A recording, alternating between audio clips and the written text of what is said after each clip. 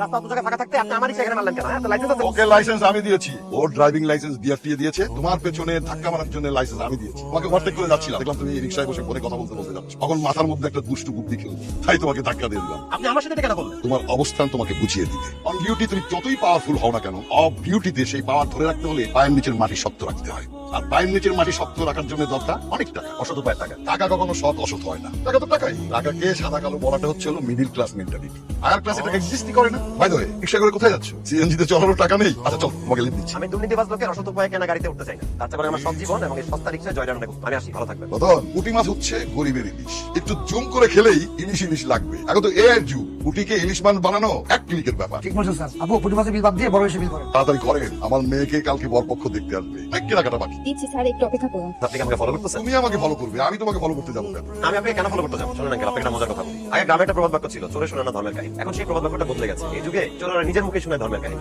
যত চেষ্টা করেন আপনার দলে টানতে আমার কোনো লাভ হবে না। আর আমি চোরদেরকে ফলো করি না, চোরদেরকে ধরাই আমার কাজ, ফলো করা না।